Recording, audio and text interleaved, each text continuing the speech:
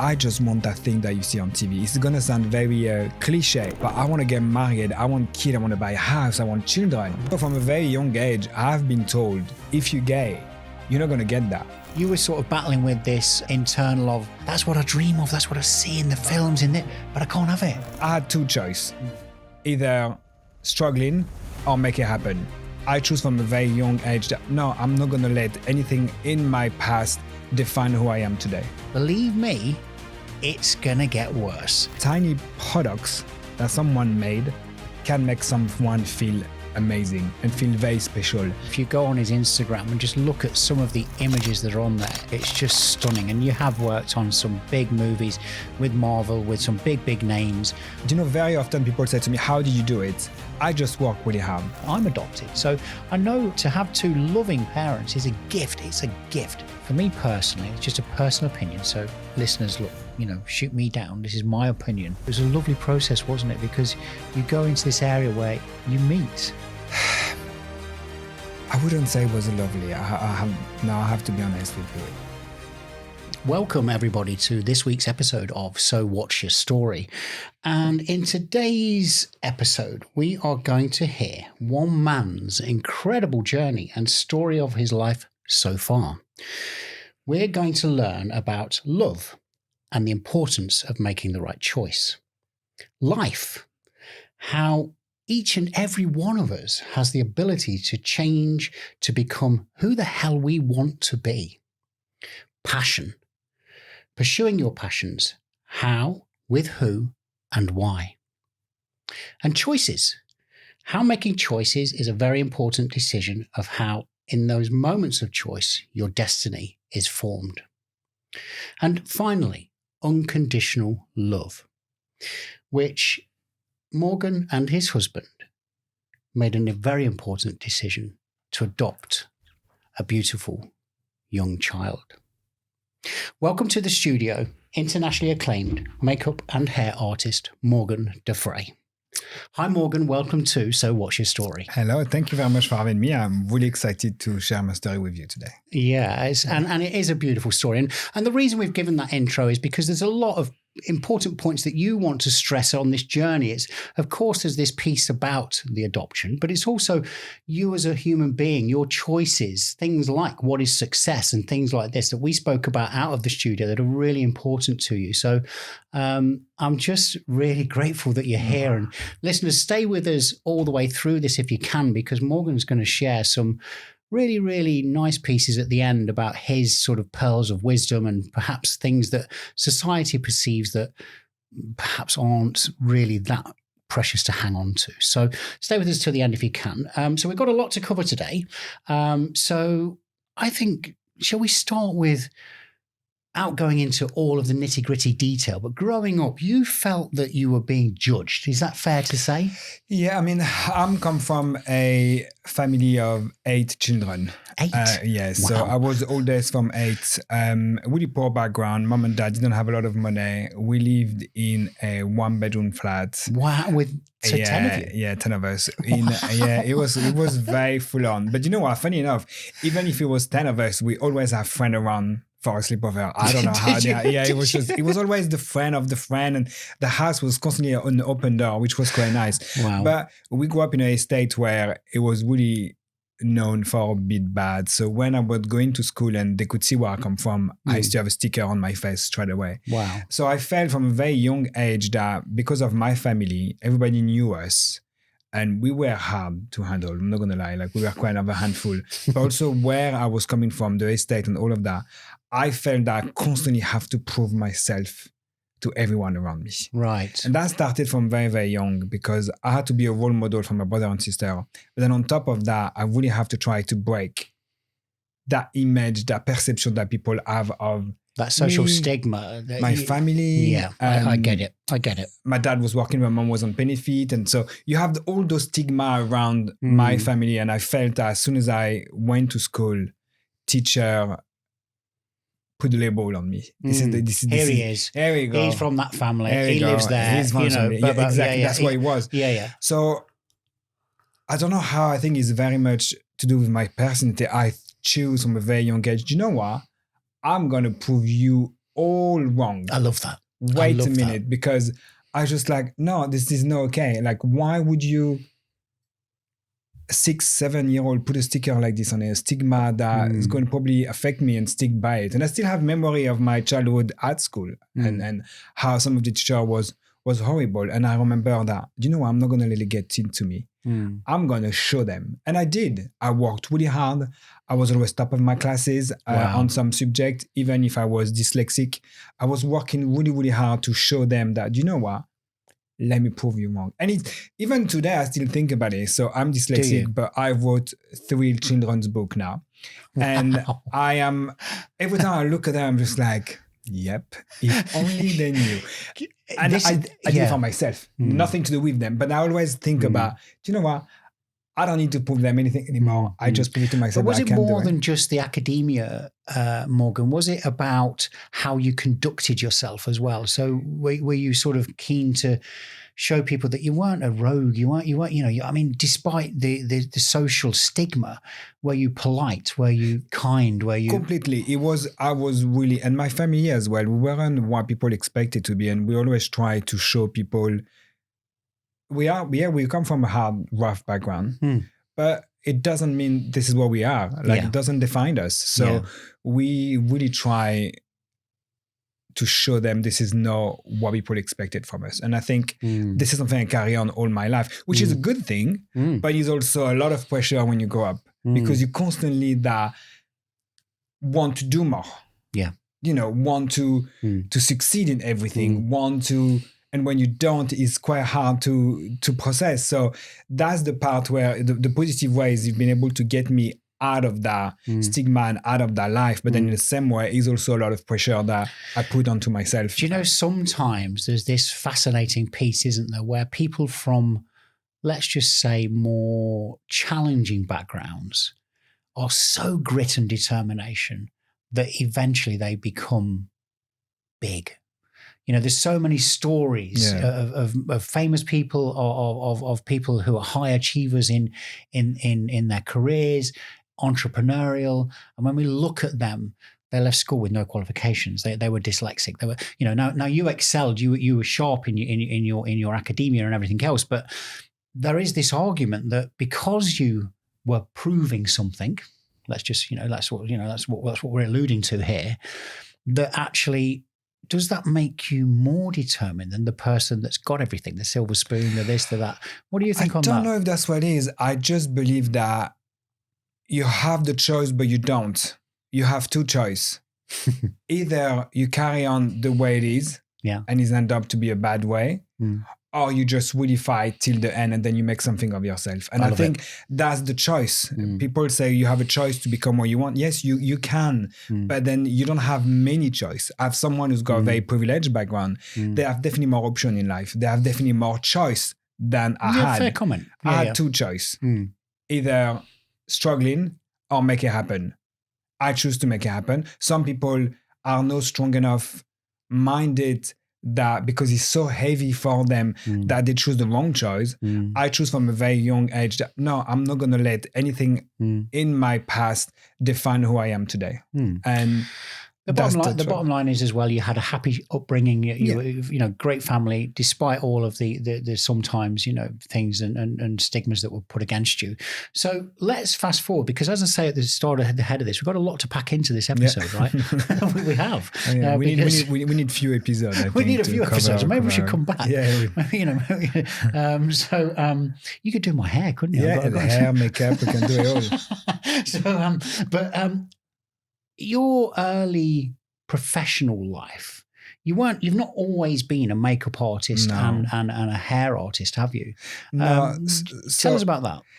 I always looked after children. This is what I did from a very young age. Right. I used to do summer camp. I used to, my first job in UK was a nursery nurse, for example, and I looked after a nursery for 5 years. You were an au pair? I was an au pair as well. Yeah. So I was very... my direction was to look after people. I think that's who I am as a personality, and I love people. And then during my study, I studied something in French. I don't know, you have the equivalent in English called health medical psychology, which you are here to help people going through a hard time to do medically. Wow. So, and I'm here to support them and try to help them with physically, mentally, and emotionally.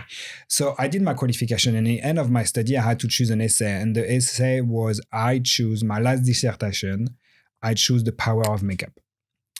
Because to pay my study, I had to hustle a bit. And I used to act a bit, and I used to do background work and acting job and stuff like that in France. I used to do quite a lot when I was younger, and that's how I pay my study. And then I remember going into the makeup room, and something was happening in the makeup room, mostly with women. They were going into the room. It doesn't matter how they came in. Upset, happy, come back from the gym, a breakup, hangover. And as soon as they were leaving the makeup room, something has happened in that room that I couldn't understand as a man. They were completely transformed, not just physically, but they were back to it. So my last dissertation, I chose the power of makeup. So that was my first introduction of makeup, because I realized very quick that tiny products that someone made can make someone feel amazing and feel very special. And that was the start of my makeup career, because I realized, okay, I want to know more now. So when I was in UK, my first job was a nursery, and then because it's just happened. And I love working with children. And then down the line, I said, okay, it's time for me to explore something that I really want to do, which is makeup. And I remember I had no makeup experience. I had no retail experience. And I remember, can I quote brand or no? Sure. Okay. So I passed a makeup counter called MAC. At the time, MAC Cosmetic was a really big brand, and they had a beautiful visual. And I was like, oh, I love the color. Something about it. And it was very buzzing. People were queuing to get served. And I was like, I want to be involved with that. So I remember went to speak to the manager there and say, hey, listen, do you need for someone to work with you? And she said, have you worked in makeup before? And I was just like, no. Have you worked in retail before? And I was like, no, but I'm happy to learn. She said, well, what can you bring? Then I bring up my dissertation, and I said how makeup made someone feel special. And that's what I want to be part of. And then she was just like, okay. And then they give me a job. Wow. So this is how my career started. I work in a makeup counter, and then now and then you meet people, and then you end up to do some crazy job. I mean, I've been in a makeup artist for now 16 years, and I worked on Marvel. I worked on a lot of really big movie in UK, which I'm very proud of. But my favorite part of my job is actually to look after people, to make them feel special.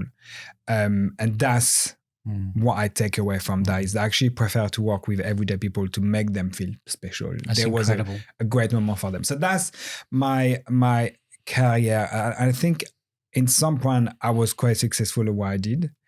I'm just gonna say there, listeners,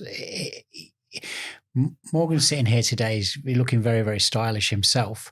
And also, if you go on his Instagram and just look at some of the images that are on there, he's being very humble. They are absolutely incredible works of art, not just from a makeup perspective, but from a hair and a visual. It's just stunning. And you have worked on some big movies with Marvel, with some big, big names.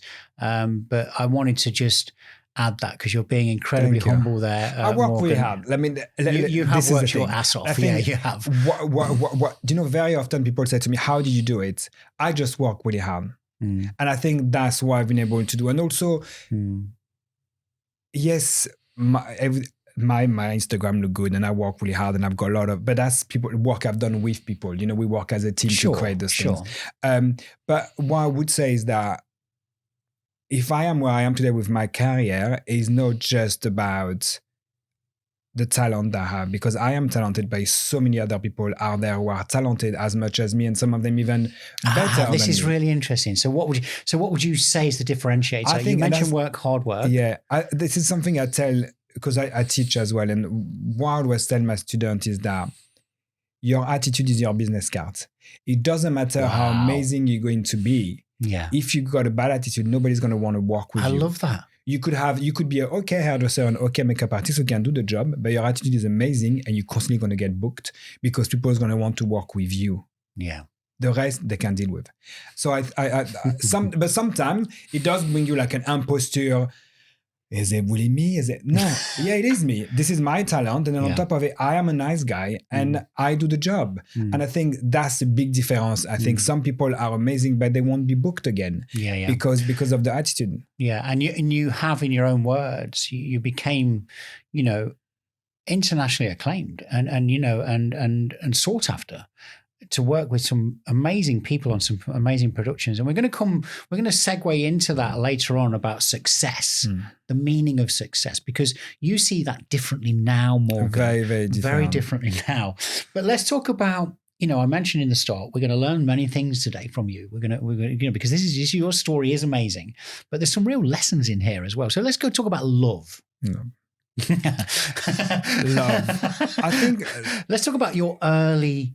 Can we go there? Is that okay? Yeah, of course. Your early, I don't know whether it was your first love, a real love, or how you describe it differently now, don't you? I think love has always been, from a very young age, a struggle, because when you are the older of 8 children, love is not very there. You have to give a lot of love, but you don't receive as much because the priority is other. Is always we have to look after the youngest. We have to show. So I think my relationship with love I didn't have the best stepdad, I would say. So I had to learn very quick that I could find love other way by being nice and create a strong surrounding support with me. And that was love.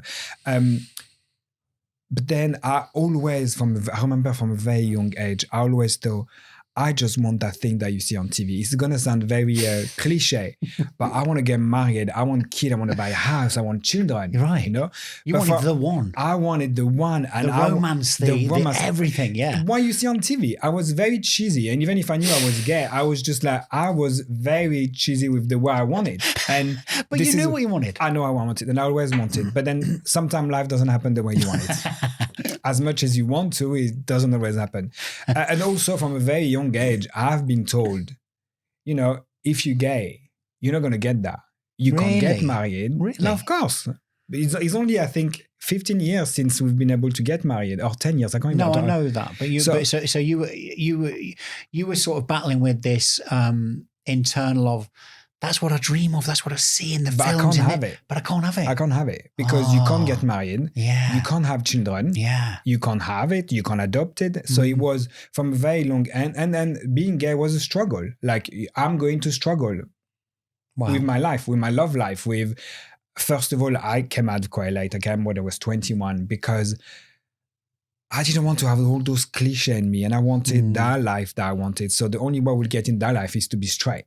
Is to be with a woman. Wow. I will get that life with a woman. Well, there in itself, like you said, we've probably got other episodes off of this because that's a whole subject I'd love to talk to you about. It's definitely a subject. So love came in some point. I met a lovely guy that we both fell in love, and I went in so blandly, and then you fell in love, and everything is nice and amazing, and it was quite hard because that guy was very clear that he didn't want children and he didn't want to get married. But then when you fell in love so hard, for some reason, you're making compromise. You're compromising. You're blinded by being in that moment with that person, that love, that sort of circle of love, that and everything that comes with it. Yeah. You just sort of. Oprah Winfrey uses a great phrase for this. You settle. Yeah. You compromise. You just settle for no reason because, and it's not just a compromise. This is a deep compromise. This is a compromise on my life. This is a compromise on my future. That's something I always wanted. And then love make me feel, do you know what?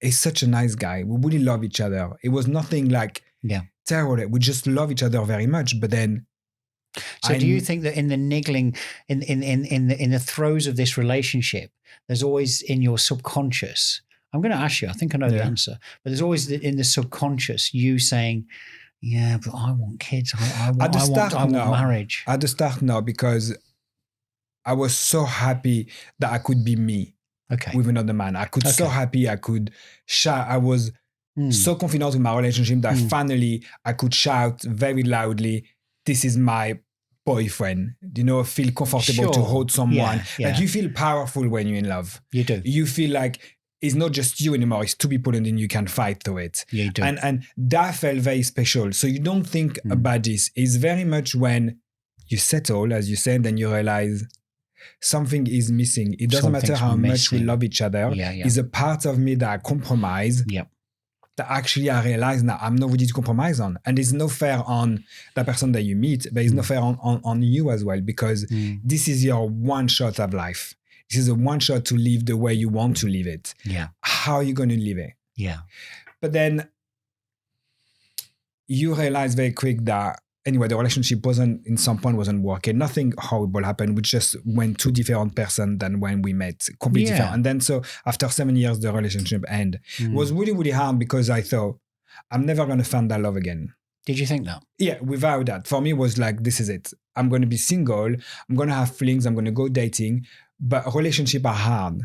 Really, I think one of the hardest things is relationship, because it's two people with two different brains, two different ways to think. So my relationship was hard, and I wasn't willing to go back into that. It take the energy out of you. And I thought, I'm never going to find that love, that feeling again, because we loved each other so much. Nobody's going to be able to top that up. This is not going to be possible. Wow. And then I realized, then you go on date, and then you realize, oh my God, dating life out there is horrible.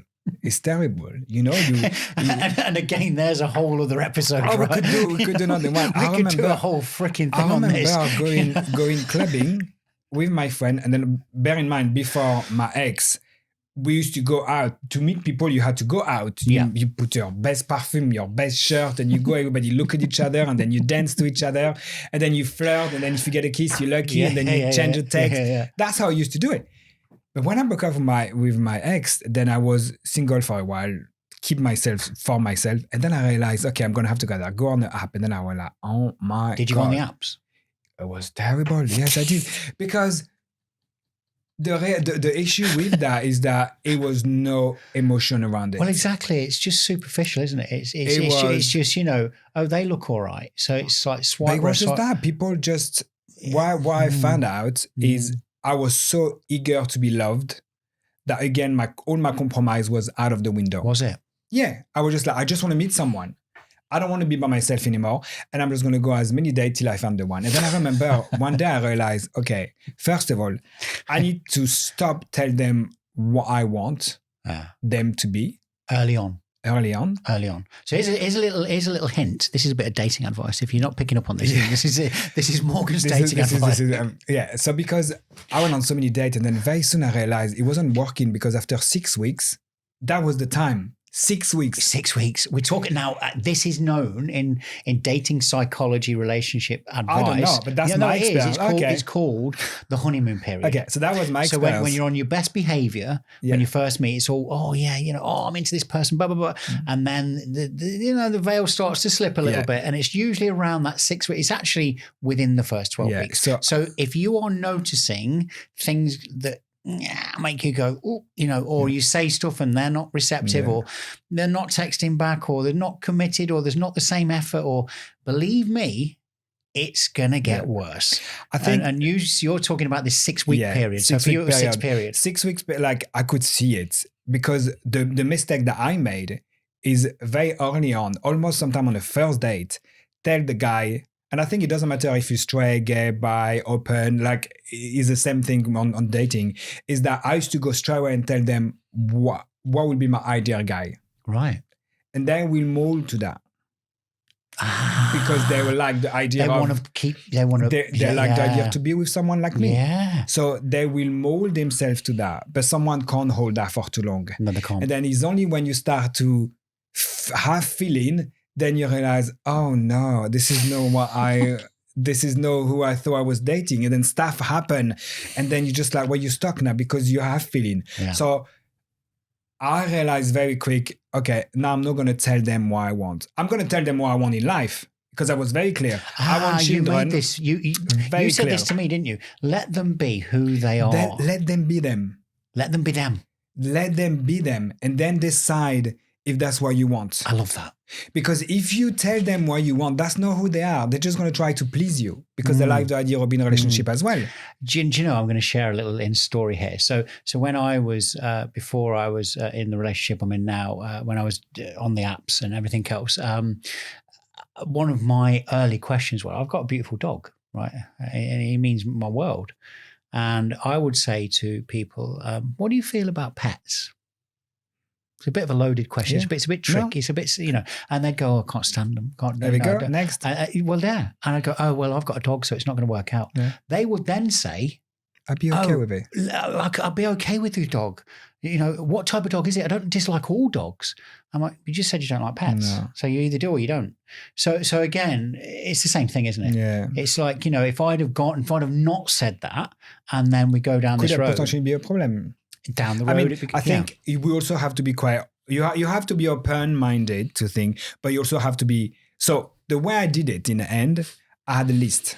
Did you? List of what I want. Did you get that out on your date? Yeah, so are you this? No, but it was a checklist for myself. Yeah. Because I think you have to know what you want. No, you otherwise you go blindly. No, and you do. Dating life, it was hard. So I had a list of what I really want, ideally. What I'm ready to compromise, what I'm ready to not compromise. That was it. If it wasn't happening, it wasn't happening, because you end up in a situation where it's not going to work. People try to please you, which I understand why, because they want to find a relationship as well. So it was nothing maliciously about it. No. But you also have to see those signs. This is not going to work. It's okay. That person is not for you. So, and that's something else that I've learned is do not ignore red flag, thinking you're going to be able to fix that or you can deal with that. We call it a red flag, don't we? But isn't it our gut feeling? Same thing, isn't it? Is it our gut feeling, that intuitive, that don't feel right to me? Don't ignore that. Don't ignore it. That's your subconscious, that's your body telling you, this is don't do it. Yeah. So why we keep going it? Yeah. And look, you have met the love of your life. I did. And I think your husband and you are just, that was a magical moment as well. But again, when you met your husband, and I'm going to say this, I should have said this early on, part of this episode, we are going to refrain from people's names because of confidentiality and sometimes some legal reasons as well when we come to further of the story of Morgan and his husband's decision to adopt. So I just want to put that in now. We're not going to mention your husband's name, I don't think, are we? Are we? He'd be fine with it, but let's know. All right, okay.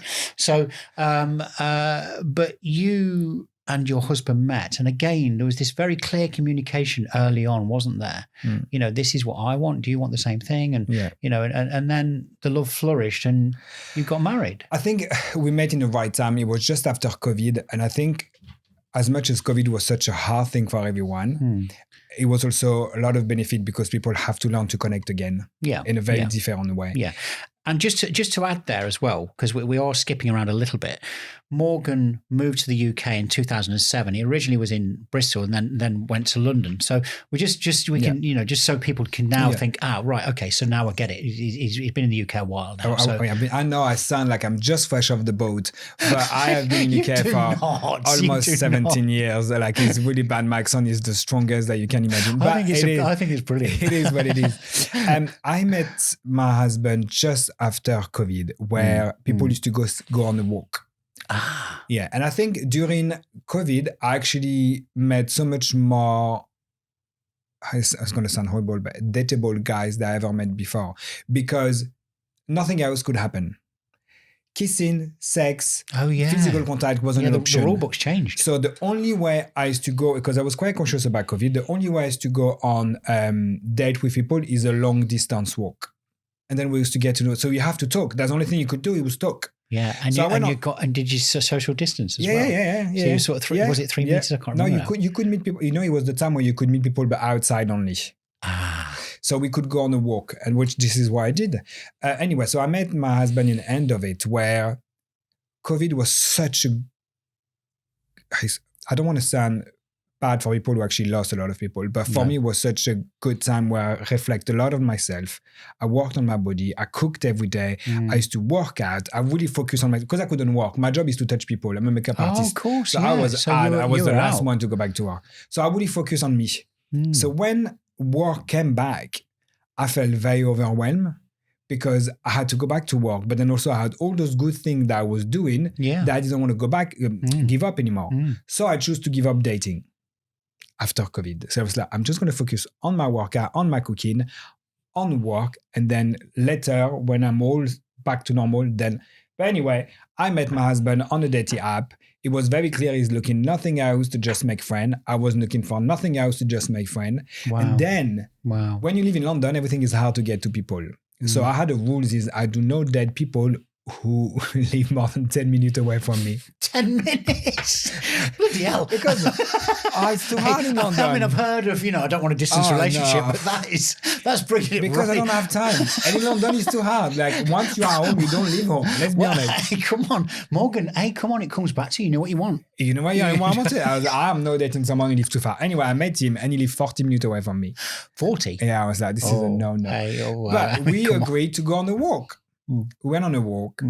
I just knew it. I can't explain the feeling, but was it I instant? just knew it. Was it? Yeah, it was instant. I knew it was him. Was it? And then we haven't left each other since. Oh my God, that's so beautiful. First day we talked about not having children together, but we talked about the want to have a family, the want to buy a house. On your first day? On the first day, the want to get married and what I see a relationship to be. So that wasn't directed to us, but that was each other want and need that we share. This is what I'm looking for. Do you know, somebody once said to me, how do you know when you meet the one?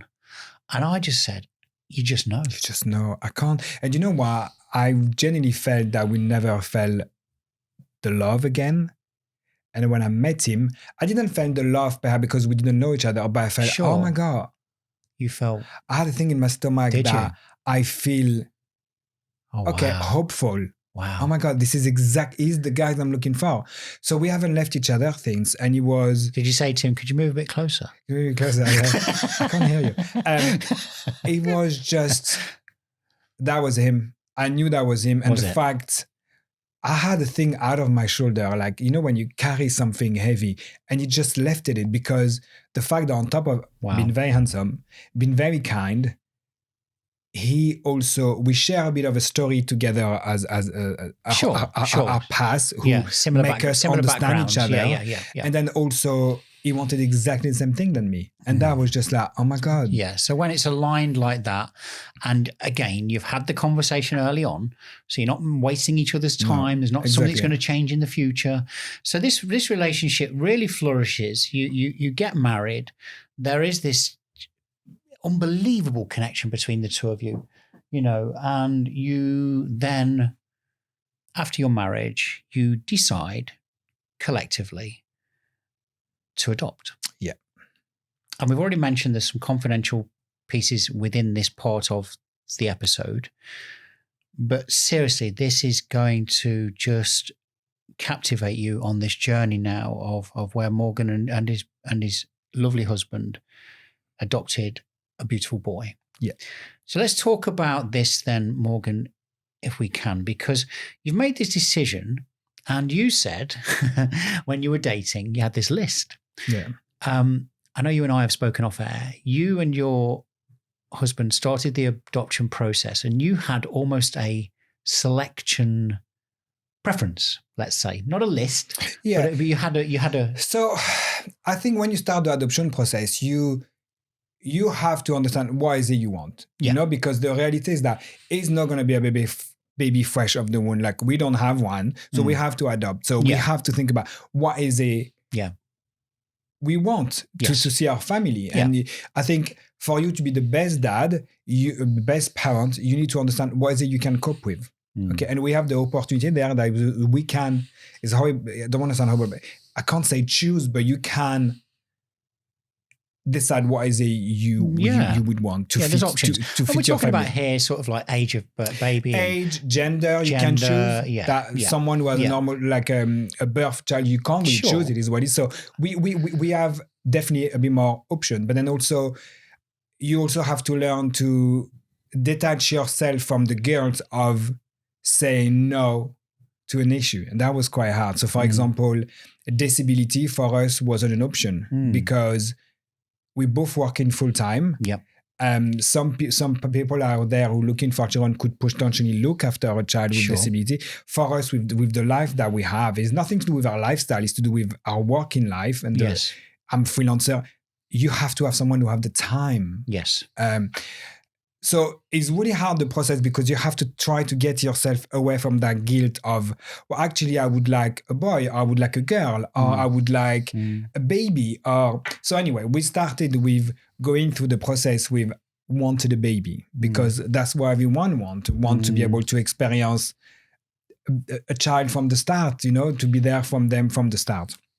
But then more and more you go through the process, and then you realize all those idea that you had gonna come out of the window straight away, because you gotta realize it's nothing to do with an idea of you have. Is all gonna be about feeling when you're gonna meet a child.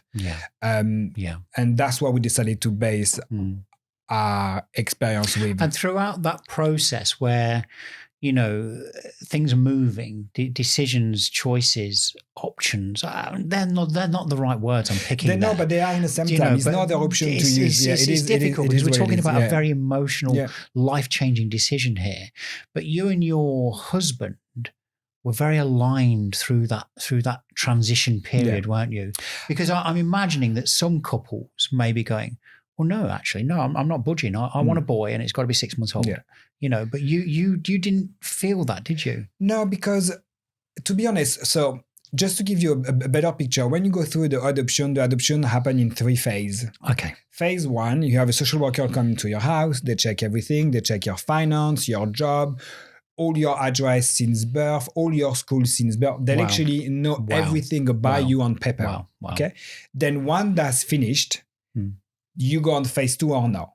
If something's missing, it could be silly stuff. They come to check your dog. They come to check your house if it's safe. You have to go to a medical. So they check all of that. Then you go to phase 2, and phase 2 is this is the part where it's a bit more challenging, because you have 10 sessions with a social worker, and it's like a therapy. They want to know everything about you, about who you are as a person, what can you handle, and your past, your relationship with your parents. And are they doing this so separately as a couple, and as a couple? Couple and separately. So we have sessions separately, we have sessions as a couple. But then what was very interesting during the phase 2 is that it actually make us closer, because we had to tackle subject and conversation that we probably would never have in the past. Wow. There's nothing that you could have bring those issues or those conversations up. And I'm gonna make a stab in the dark here. For some couples, I would guess that this is going to lift the lid on how committed you are in this process, because there's going to be examples where some couples are like, well, actually, one of the couple is not that into the idea. And I know that sounds bad, but again, it's this, well, I'm compromising to keep them happy. I think so this is a part of the process. This is going to lift the lid on that, isn't it? And that's what they do in it. Of course they are. That's what they do in it. Of course they are. I mean, adoption is a massive decision. You can't just, it's huge. I shared with you, and I've been on another podcast, I'm adopted. So I know, and to have 2 loving parents is a gift. It's a gift. I was chosen. That's the way I see it. So. But you have to be sure of your choice, because you are going to have the life of someone in your hands. Absolutely. And I think this is why the process 2 is so important, because that's going to make you realize, do I really want that? Because you are not just having a birth child, you taking on with you a child who's definitely going to have trauma. Yeah. It doesn't matter the degree of the trauma is going to have it. Can you handle it? Can you handle it as a couple? Yeah. Are you agree with that? Do you want that? And I think it does happen where during that process, couple decided to not have children. Because they realize maybe that's not that they wanted. Maybe this is too hard. It is a hard process. We're talking about, it doesn't matter. You know what I realized very soon is quite funny, because people always want a baby because they think it's less trauma. But then you learn very soon that trauma happened in the womb. So the child, you could have it, but then whatever has happened before to the mom, because it's mostly to the mom, will have affected that child, but you are not aware of what's happening yet. You will discover later in life. Sure. So through these therapy sessions, these therapy process with social workers and specialists where you're individually analysed, basically, scrutinised, and as a couple, you've said that this brought out issues with you and your husband. So what's step 3 then? There's another process beyond that, isn't there? You know, actually, I don't think it bring up issue. It bring up conversation that we wouldn't have. Wrong word. It was conversation that we wouldn't probably have. And you know what that step 2 did to us? Made me love him even more. Wow. Because I realized I'm definitely with the right guy. Like, it wasn't a question, but then, you know, it's just confirm everything, make us even more stronger. Yeah, because, and he's thinking the same. Yeah, we were going through this together. I haven't felt once I was going through something. We were going through something. That's the important as word. A couple. And I think that's why our adoption was quite successful, went really fast, 9 months. Wow. Yeah, it took us 9 months from the moment where we applied to the moment where our son moved with us. Took us 9 months. So you'd had a lot of conversations before even entering into this, and it sounds like your preparation for this journey, you'd researched it and everything else. Yeah. Of course. Yeah. So what was the third step? So the third step then, so after the second phase, you go on a panel where they decide if you can be an adopter or not. Wow. Okay. Wow. So you go to a panel, they ask you a question, they go through your case, because during those 6 months where you do those 10 sessions with your social worker, it's not just about them to know about us. They're also writing a profile on you that they're going to send to a panel, and then the panel is going to decide if you are potentially adopted or not. You must have been very nervous at this. I think it depends who you're going with. Our social worker was amazing, and if they put you through a panel, it's because you're ready. Otherwise, they will carry on to make sure you're okay. It could be something simple of, I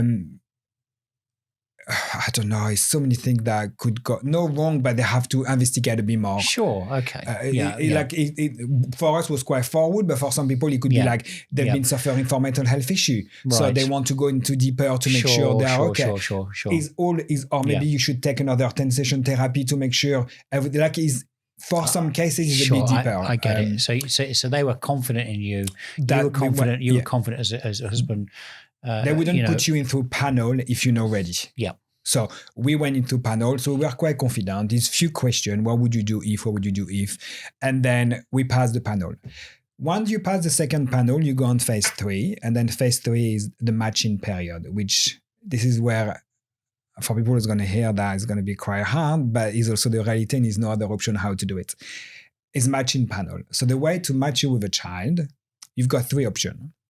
Option 1, you have access to an online platform where every social worker who has children in the caseload will have access to all potentially parents. Wow. With the profile that our social worker will have made of us. So this is Morgan DeFre. They love going on walk. They have a little dog. Ideally, they're looking for a 2-year-old to a 6 years old. Blah. It's a lot of sure. So social worker look at it and say, oh my God, they'd be amazing for a little boy or a little girl who is, let's be in touch. So they'd be in touch with our social worker. So that's the first way. The second way, which we didn't do, is the other way, which means we have access to a platform where children are on the platform. Wow. And then you see a little line about them, what they do, what they like, a picture, and a bit about the story. And then you do something called showing interest, which you find an application. Sure. And then they do meeting and stuff like that. Then the third way is activity day. So think of end of the year school fair.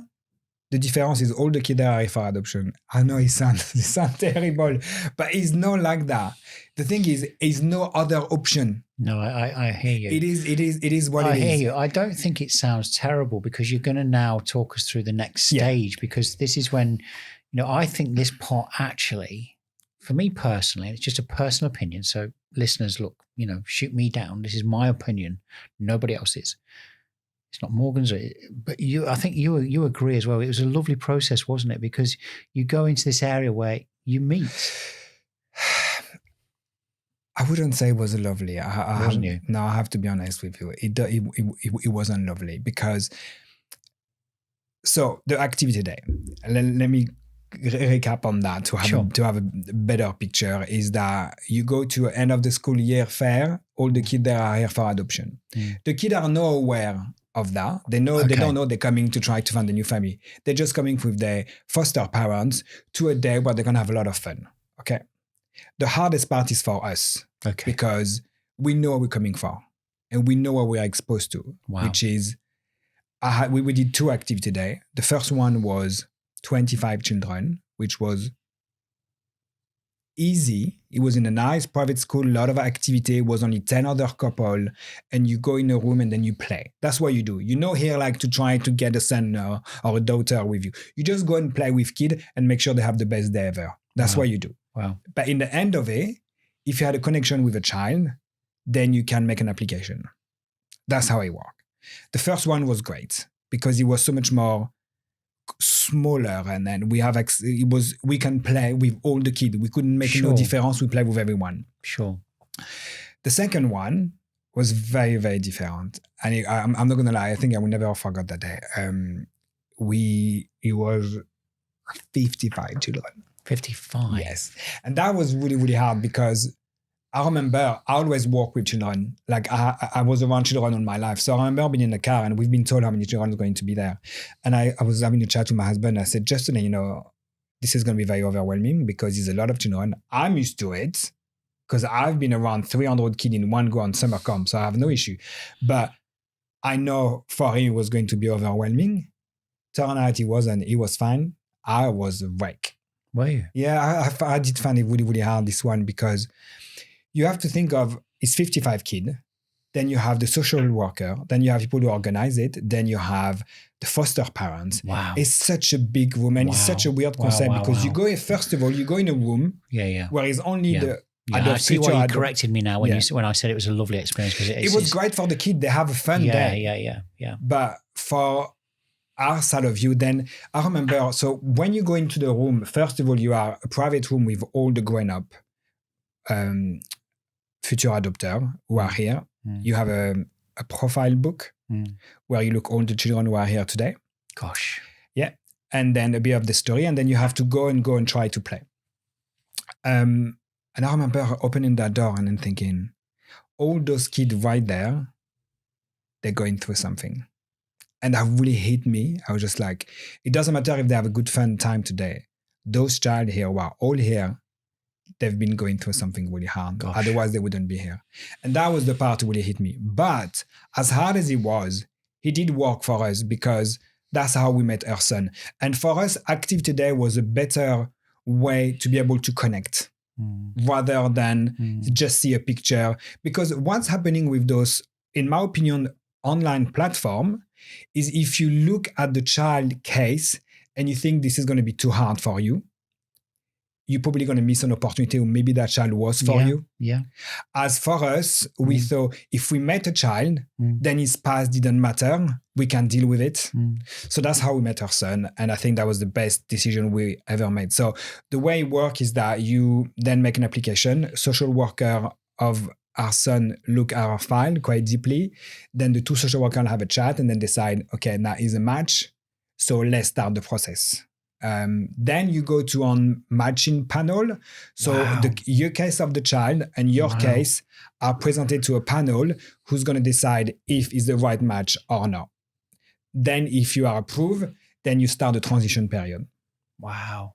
So for us, we didn't think about having a 5-year-old, almost 6. That wasn't part of the plan. So I haven't mentioned it, but that's what it is. We end up with our son who is 5-year-old, and looking back, I would not have it any other way. And anyone who's listening, who's thinking about adoption, please, please, please open your mind to older children, because the reality is that at the moment is a lot of child for adoption, unfortunately. And people have the choice to have a baby because it's way more children. And then all the older child and all child with diverse background are left behind. So open your mind to an older child, because the positive side of it, you know where they're at. Emotionally, physically, intellectually, you know how you can help them or not. They can talk and you know what you can handle or not. Because it's nothing worse to be in a situation where you have a child where you don't know if you're going to be able to handle it or not, on top of the trauma that they're having. Yeah. So for us was the perfect match because we knew where he is physically, mentally, emotionally, and we know how we can support him, and we know how we can be the best parents ever. But then the best part of the whole process is to realize that I'm doing it with the right person, with my husband. Like, we're doing it together. I love that. And that the love we talked about earlier is even stronger than it's never been, just because everything we've been through the adoption and whatever we can give it to our son. I love that. I mean, my life changed radically since I have a son. I think about things very differently. And earlier we talked about success. Yeah, we talk about success. Let's go there, because there's a couple of things I want to bring into this final as we start to come towards the end of this episode. And thank you so much for what you've shared so far, my pleasure. Morgan. It's been beautifully told, but also there's some real pieces in there. This fairy tale notion that people have about certain things,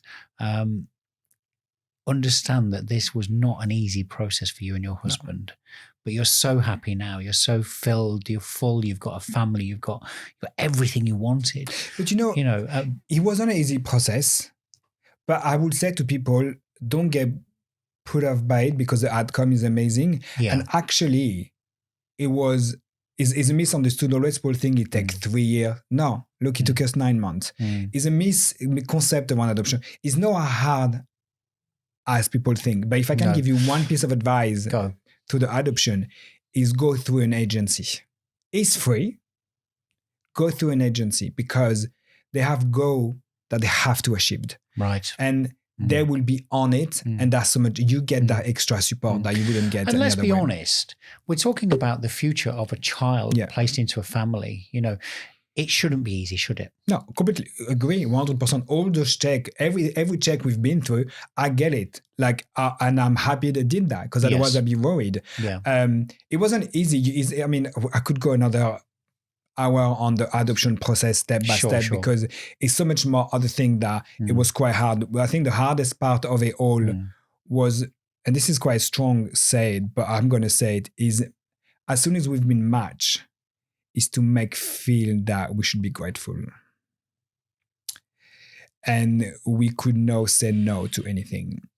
So when you start to be involved with an other agency, which is the child social services aspect, that become quite challenging because it's all on their term. And it was really hard for us to say no to things because you just think, well, if I say no, this is what's going to happen to me. They're going to take it away from me. Or if I'm not agree with something, because some of the stuff is really, really hard to process. They have a checklist. Sure. If the child is 2 or 6, doesn't matter. It's a same list. If the child is very well emotionally, it's the same list than of a child who's got a mental health issue. So their list, whatever they have to do doesn't make sense to us. And sometimes it's really hard to go along with it.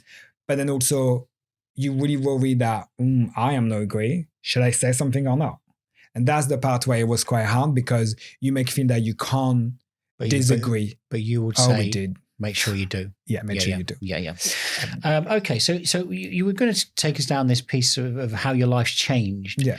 And we touched on this earlier about, you devoted a lot of your life to becoming this person you deserve to be, recognized for what you do. And let's just throw it in there. Success. Yeah. But that word success, it's so personal to everybody because my perception of what I think success is going to be different to yours, Morgan, is going to be different to everybody listening to this. I'm not that concerned about materialistic things, to be honest. I'm just not. Because for me, success is my health primarily. Success is love. Success is, yes, doing good, but doing good for other people as well. There's lots of things, and the rest is circumstantial. If it comes, it comes, and if it doesn't, then I'm not that bothered. But talk about your personal. So the way I see success definitely have changed since I have a child because I was very work driven. I was very successful driven. I want to be successful because of my childhood, because I have to prove people wrong, because I have to prove that I've done the best job and I did this and I did that and my CV is like this. Yeah, but success is so addictive.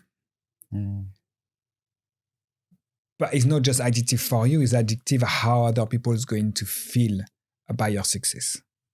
And I think that's where it's really hard for me to process is like, why do I need people to feel a certain type of way regarding my success? My success is for me and nobody else. Yeah. So before I have my son, my success was just work. And then we decided to move to Manchester for me to work a bit less because I used to work too much.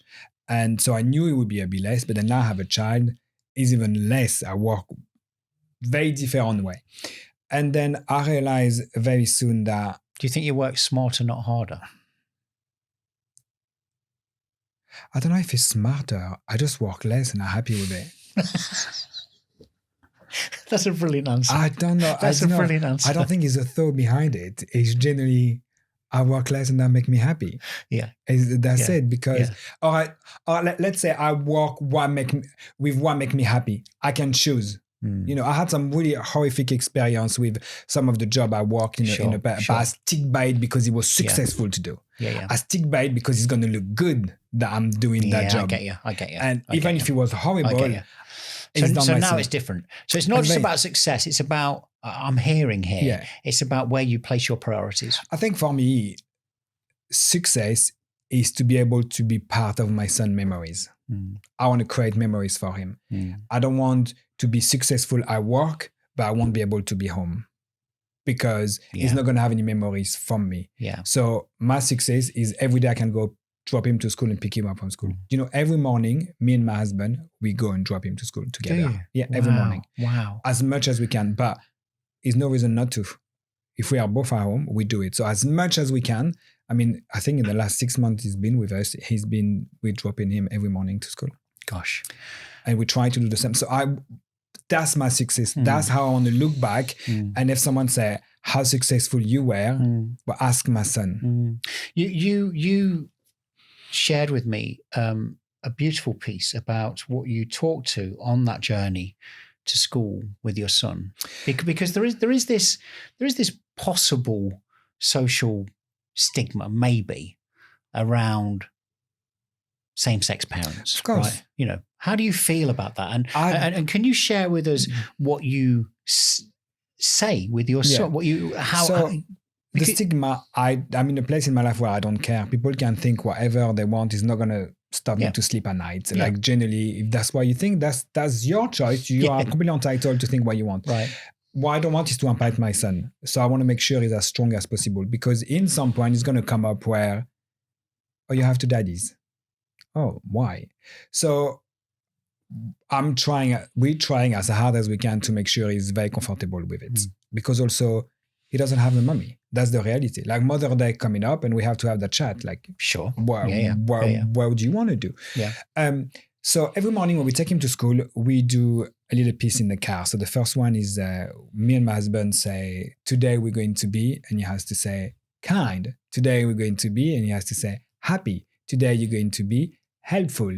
Today you're going to be confident. Today you're going to be proud. And today I'm going to listen. So every day we do that in the car. I love that. And then to push it a bit, we always say, oh, do you have to daddy? And his reply say, yes, and they love me. And that's his chosen reply, right? You're not telling to them. No. That was one day when we went as a joke, say, oh, you have to daddy, how do you feel? He's like, happy. They love me.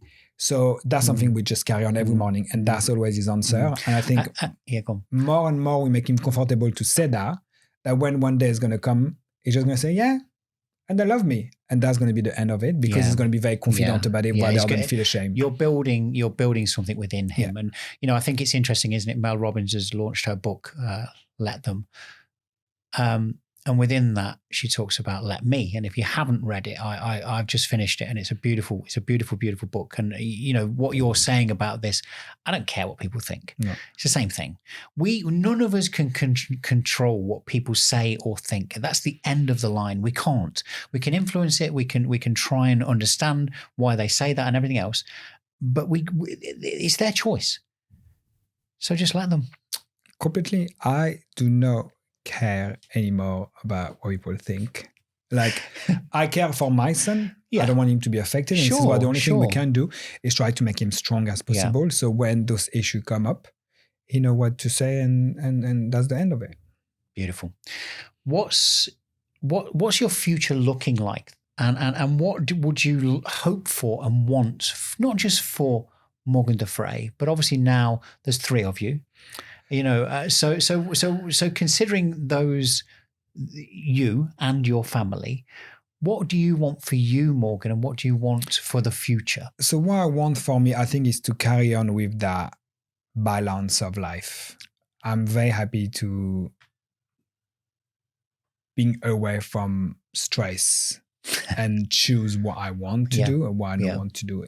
Sometimes he's definitely a financial cut, which I'm happy with. Like, I'm not happy with, but I'm happy to, fair enough. If I have to choose money or stress, I choose none of them. Yeah. I choose chill at home and look after my son. So I just want to carry on with that balance. Yeah. And ideally, I want to do more stuff like that, share my story, and I'm even thinking to do a podcast myself on adoption and try to meet different people with different backgrounds. You should do it. Is on the list to do. I would He's definitely. a natural in front of camera, listeners. Thank you. I want to do more stuff for me rather than other, but I want to be able to help people as well. So that's my idea. For my family, carry on to build up his confidence and make him as happy as we can. And then he always said, I want a little sister. So maybe a little sister or a little brother. Oh my God, wouldn't that be amazing? So that's what I would love for him. Just carry on loving each other the way we do, and just make us very happy. If you're interested in seeing Morgan's work professionally, not necessarily all of his private life, because he is a private man and we respect that. And that's why we've excluded certain things today, but professionally, people can find you on Insta. And so you can find me on Instagram, which is Makeup by DeFre, so DEFRE. And you can also, if you want to buy my book, you are more than welcome.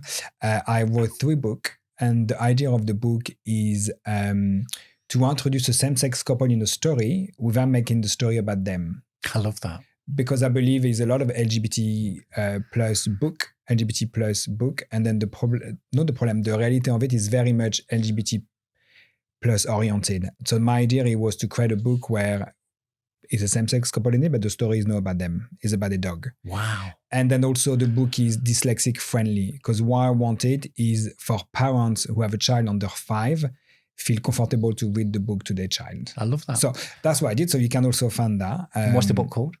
I've got 2 right now. Is Jerry Chases the Rainbow and Where Did Jerry Go? And then I've got another one coming out next week called My New Brother Bo.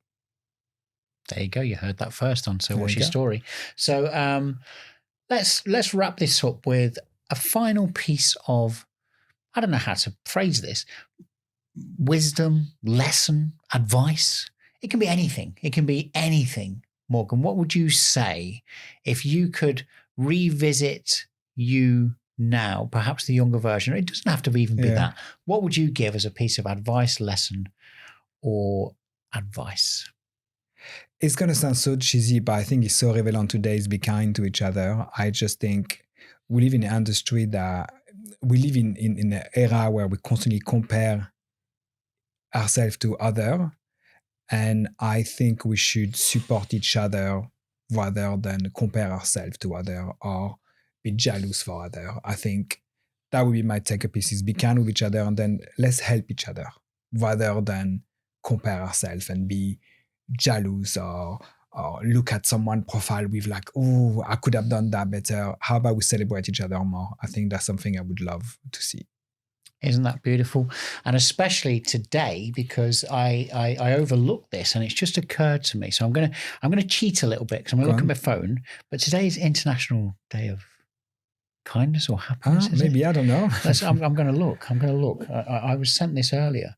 So give me a sec. It is International Day of Happiness. There you go. Let's be happy. Let's be happy. Let's be happy. I love that. Yeah. Let's be happy. So thank you so much for My coming into the pleasure. studio today and sharing your story, your family's story, your beautiful life. It's been an absolute honor and a pleasure. Thank you. Thank you very much.